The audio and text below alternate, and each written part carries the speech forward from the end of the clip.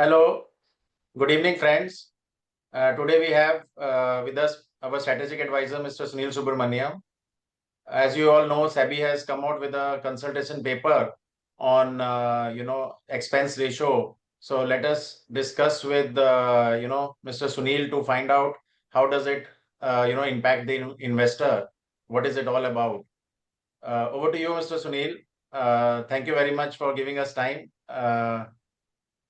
Can you just little bit, in short, tell us about what this consultation paper is about? So I think that in short, Rajnish, this paper is about passing on the benefit of economies of scale to the investors, right? So that the industry, as you know, has grown in leaps and bounds and today has crossed the 75 lakh crore mark. But most of these expense ratios were done when the industry was at around 20 to 25 lakh crore. So the industry has tripled in size, but cost for the customer as a percentage has by and large been the same. So the fact of the matter that we should make a conscious effort to pass on the costs so that the people also feel that I'm a part of a big industry and the scale benefits are coming to us. I think I would put that one. Second is a bit about transparency also in terms of this. And while the cost reduction comes, the fact that we have moved into a very digital world means that there are a lot of stuff which can be done digital, which was earlier not allowed. So this consultation also proposes to help the AMCs by reducing the costs. And on transparency, I think the most important thing is, as we are now know, every individual in this country is today affected by GST and taxes. But in the mutual fund industry, there was a very complicated way of accounting this, by which it was not very clear what is the tax component of what I am incurring and what is not. And because the Prime Minister Modi took a very good decision by cutting the GST and a lot of stuff, and the expectation is that as the days go forward, as the nation's volume of GST grows up, the rates would come down. So by separating today's consultation paper proposed to separate the taxes element from the core so that any reduction thereon in the future days can also be passed on to investors. So I think overall, to summarize, cost savings from scale and transparency, including the digitalization world, recognizing that the world is now very digital. Okay. So do you expect these changes to be implemented soon, or will SEBI modify them after the feedback from all the intermediaries and all? So there could be some minor modifications. By and large, 90% of it I expect it to continue. Minor modifications are there because SEBI in the paper said that for smaller schemes, they're giving some benefit. But actually, if you look at the then and now, the very small schemes are not carrying that benefit. They're also having a 15 bips reduction there. So I think those are minor glitches which will get sorted out. But November 17th is the deadline. So I expect it to go to the December SEBI board. And most likely in the new financial year from April 1st, all these changes will be effective. I don't see it going beyond that. Okay. So, which segments do you think of the markets will impact the most? Like AMCs are there, investors or brokers who will benefit and who will be at a loss in this? So AMC is stuck in the middle. On the one side, there's a broker who executes the trades. On the other side, there is a mutual fund distributor who helps them with the sale of the schemes. And then there is the investor on the other side. The AMC is right in the middle. So everything passes through the AMC. So the brokerage cost for buying and selling stocks passes through the AMC. The distribution commission passes through. So I think the direct thing is that the AMC will be the one which bears it. But ultimately, it will also pass this on to the broking community and to the distribution community, right? Now, there and the investor is the one who will stand to benefit because ultimately this whole reduction will come in favor of. So I don't see a negative for the investor here. He's only going to get a lower cost. But between the broking community and the distribution community, again, it's an issue of scale. To those distributors who give a large volume, to those brokers who are giving a lot of advice, the impact will be less. And to the lesser brokers and the lesser distributors who are very small ticket, they will probably suffer a little more of the burden. So I would say that this is the way most negotiation take place. The बड़े वाले को असर कम पड़ता है और जो छोटे हैं उन पे ऊपर असर ज़्यादा होता है. So I feel that a lot of the impact will come on the smaller MFDs and maybe the smaller AMCs who cannot negotiate with the big institutional brokers on this reduction from 12 basis points to 2 basis points. Sir, next question is that Do you think there will be consolidation in the industry due to this? I mean, in the broking, one is broking industry and one is, even the MFD. If you think in the, past some the listed MFDs, they have bought over small MFDs. So do you think that if the commission rates are reduced by the AMCs, so the smaller AMCs might, smaller MFDs might sell out? And same way in the broking community, you think I, consolidation will happen? no, I think that before we discuss that, I think one important thing is that SEBI has also done something which is benefiting the smaller MFDs, which is the allowance of the GST to be also paid off outside the expense ratio. So I Okay. think that's a big benefit to the. So any reduction in trail commission which the smaller entities may have to bear can be offset by the fact that now they can claim input tax credit and their expenses can be set off. So what I read is that all the earlier only the AMC management fee, the GST was permitted to be over and above the expense ratio. Mhm. Today's consultation paper says that all expenses which related to fund management side of the business can be taxes can be over and above the base expense ratio. So an R&T commission pay, R&T service charges, the brokerage, the commission book, the trail brokerage that is paid to distributors, all of this now, the GST component can be outside the base TER. So earlier AMCs were hesitating, they cannot give the GST certificate to the distributor, he was not able to claim it. So because AMC was saying the scheme is paying it, I am not paying it. But now SEBI has come in and clarified. So even if a trail commission for a small distributor comes down, the post GST impact he might actually become neutral or help because he may have a lot of his expenses which he can now file in the GST return and pay. Because today otherwise an MFD is suffering double tax. He's having income tax of 30% plus on top of it he's having GST of 18%. So it's effectively, if you look, he's at 48% tax. So this GST is a big benefit. So to that extent I believe that even the smaller MFDs, it's not necessary that they have to now merge, they will be able to offset the loss of trail commission by an increase in post-tax income. So I don't see this is going to be a big trigger for any merger and acquisition in the industry. Do you think it will increase the trust and transparency in the mutual fund industry, and that will, benefit to increase the size of the industry more with this? I think so because one is of course is the fact that distributors like Prudent will be going and communicating to investors saying, hey, costs have come down. So the scale benefit. So now it's that much better because if you recollect, 15 basis points may not look much, but when you compound it, the very compounding on the returns will also compound on the savings. So definitely there will be a significant difference to investors' returns because of this. And with that effort of the distribution community, it should help expand the industry. That's number one. Number two, like I said, a lot of transparency with the digital innovation now is coming. In fact, parallel to this, SEBI has insisted that every AMC must have a UPI by which customers can invest through UPI. So Right. transaction journey has been made very smooth through digitalization, but now even disclosure and everything through the website, they've done away with a lot of the paperwork. So the clarity and transparency. The third aspect here where it will benefit is I expect over the next 2 years, some AMCs to launch performance linked fee based MFs, just like portfolio management. SEBI has now allowed that in the consultation paper. So what this Oh, will mean is that some AMC, it is up to the AMC to do. There is no force from the regulator. right, But in the PMS, it is very familiar. There are many PMSs which says, I will not charge you anything until I beat the hurdle rate. right, So now an AMC can also choose such a scheme where he say, look, I'm launching this scheme where I will not charge you anything unless I beat the hurdle rate. But once he crosses the hurdle rate, I'll take a bigger share to make up for it.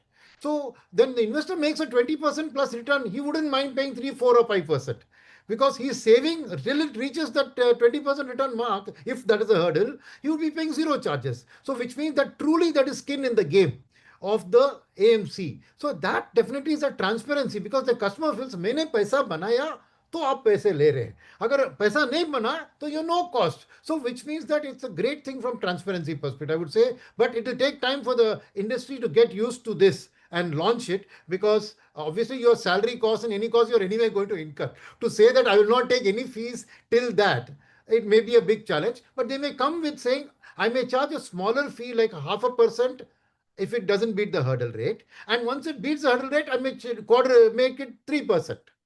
So these kind of That things are is very so. transparent from a customer's perspective, who are very conscious about their money and saying that way. So I think definitely the benefit of transparency will come through with such scheme launches. So these schemes, what you're saying, I didn't because read this part in the document. So these schemes will be launched by the mutual funds as a normal, like they launch these schemes, Yeah, they have to not decide. under PMS, AF or SIF, nothing. No, no, it is the under mutual fund itself they Okay. can launch, but they have to be clear and transparent, saying what is the hurdle rate, what is the how much will I charge if I don't beat the hurdle rate, and how much additional will I charge if I beat the hurdle rate. So But then this will impact the PMS and AF industry, I think, yes, negatively. Yeah? Because SIF was already one a hit there. Yeah, and now this, if this rule is implemented, then obviously it will be a big this loss to them, I think. yes. Good. And so also, do you think that could you this also impact the investor preference between direct and regular? We were seeing a lot of investors are shifting, towards direct. So now, if the costs become low in the regular schemes, so that shift can stop. You think so?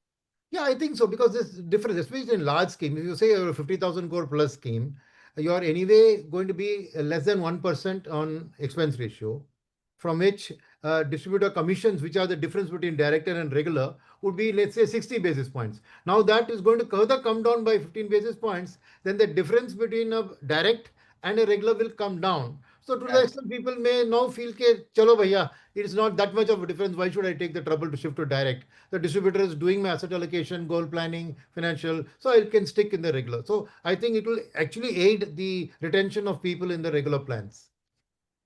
Sure. So, sir, you think? I mean, AMCs, will they change their way of working and the cost allocations that they do? I mean, how do you think that will change? So first is that let's look at the brokerage aspect. That is the pay to the stockbrokers for executor, right? Right. As SEBI has also said clearly, right? For arbitrage schemes, you are paying only around 1 basis point. But for regular schemes execution, you are paying 5 to 7, though 12 is allowed.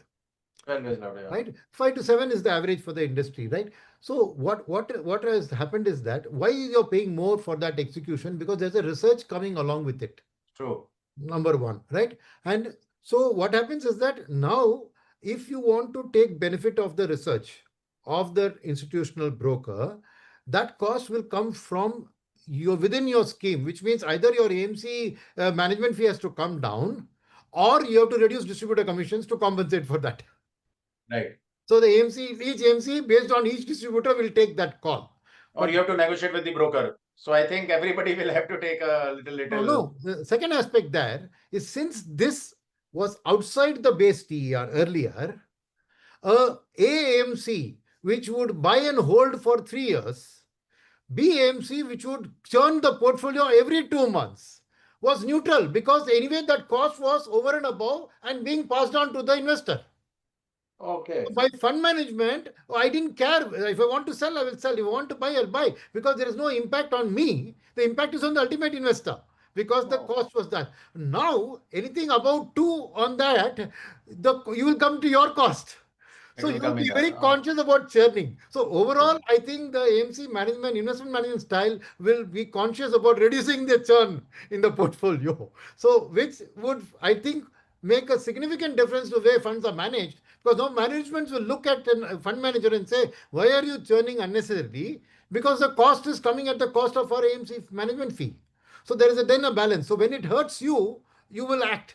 Right? When it's being passed on to somebody else, you will say, chalo becho. I'm not saying that they are True. so careless about it, but you understand what I'm saying, that when it's not directly impacting your revenues, you will say, okay, I think I should buy this stock and maybe buy it back sell this stock and buy it back 3 months later. But now you will think, nee, if I'm going to sell now and buy 3 months, I might as well hold it for 3 months, right? So thereby, you will save on the brokerage outflows. So True. to that extent that happens, the broking community will see less revenues, because the higher the churn, the more the income for the brokers. For the broking. So, Right. so to that extent, the broking community will also feel maybe a little bit of volume less, because industry is churning it less.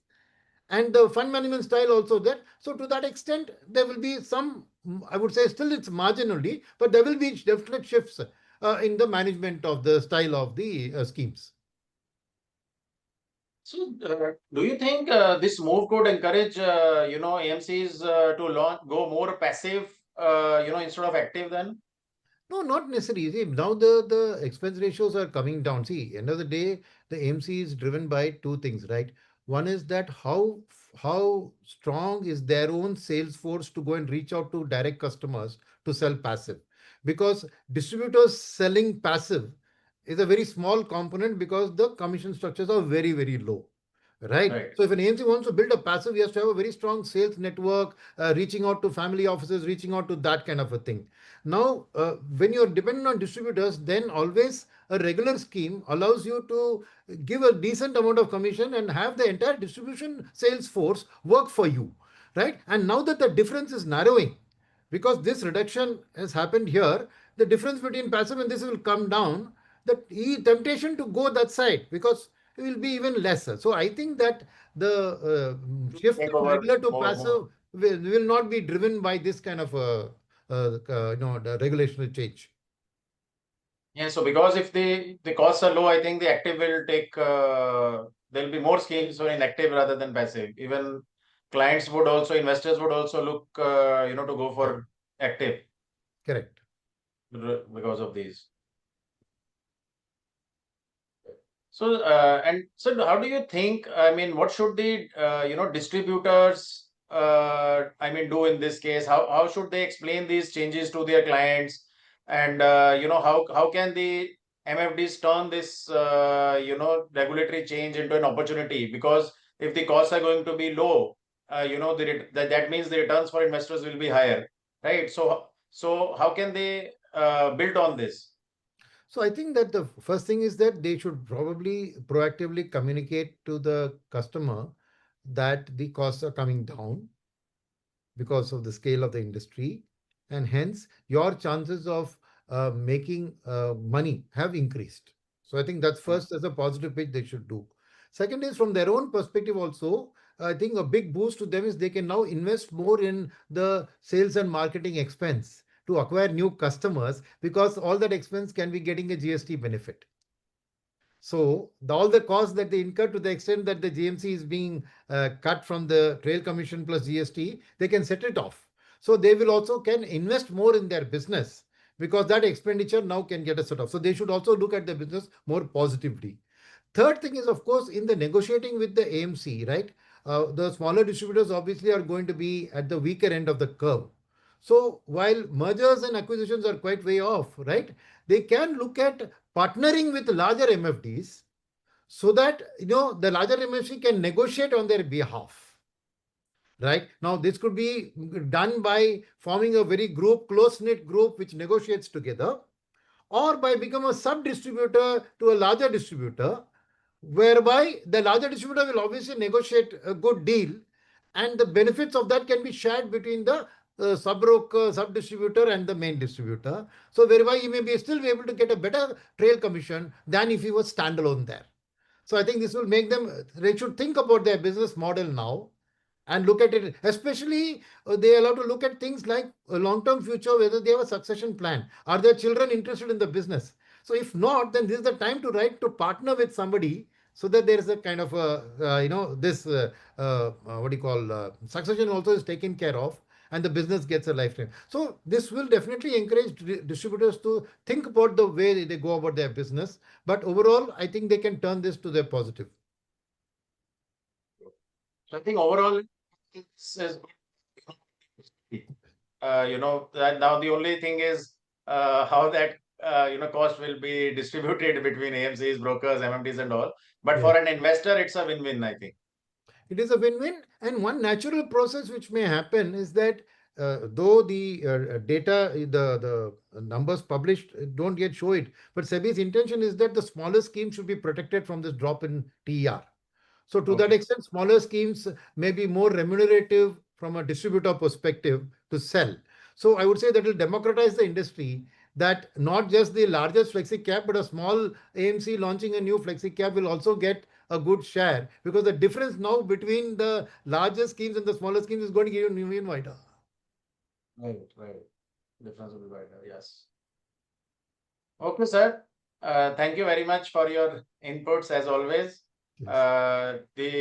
I think once the industry benefits, the investor benefits, the more investor comes in. So overall the industry will grow. So I think it is a short term this thing. I think overall in the long term it will help only I to grow the definitely size agree and with all. that. I think this is the proactive move, and one shouldn't get lost, looking at the trees when the whole Yeah, forest is ahead of us. sure. Okay, sir. Thank you. Thank you very much Yeah, thank you. for your time.